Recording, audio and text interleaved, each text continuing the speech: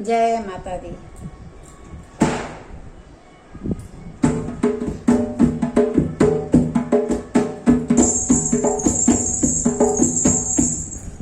सातोरे बहिनिया का मोहनी मूर्तिया है, चुनरिया लहरे ना, हे चुनरिया लहरे ना।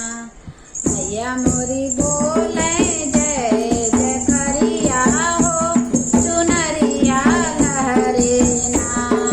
मैया मोरी बोले जय जय करिया हो, चुनरिया लहरे ना।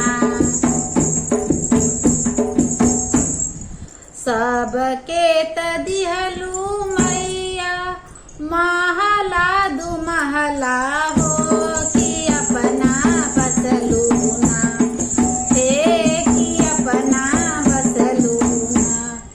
जाई ऊंची रे पहाड़वा हो, कि अपना बसलू ना। जाई ऊंची रे पहाड़वा हो, कि अपना बसलू ना। सातोरे बहिनिया का मोहनी मूर्तिया हो, चुनरिया लहरे ना, हे चुनरिया लहरे ना। मैया मोरी बोले जय जय करिया हो, चुनरिया लहरे ना। मैया मोरी बोले जय जय करिया हो, चुनरिया लहरे ना।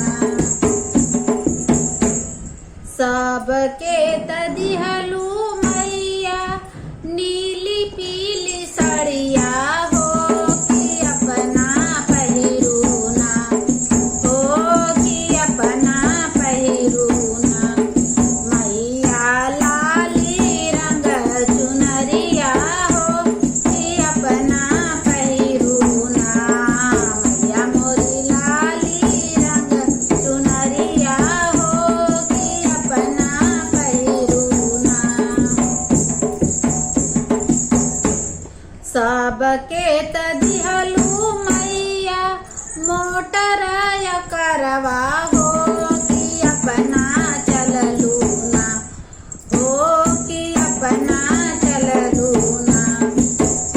कई के सिंह का सवरिया हो, कि अपना चललू ना। कई के सिंह का सवरिया हो, कि अपना चललू ना।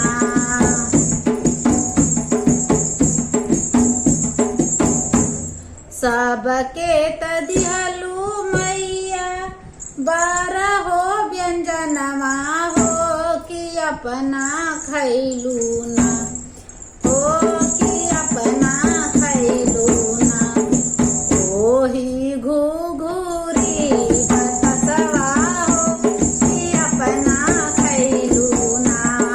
ओही घुघुरी बतसवा हो, कि अपना खैलू ना। ओही लापसी अपुड़िया हो, कि अपना खैलू ना। सबके तदिहलू मैया सोनवा चनिया हो, कि अपना पहिनू ना, हे कि अपना पहिनू ना। ओही आढ़ौल कहा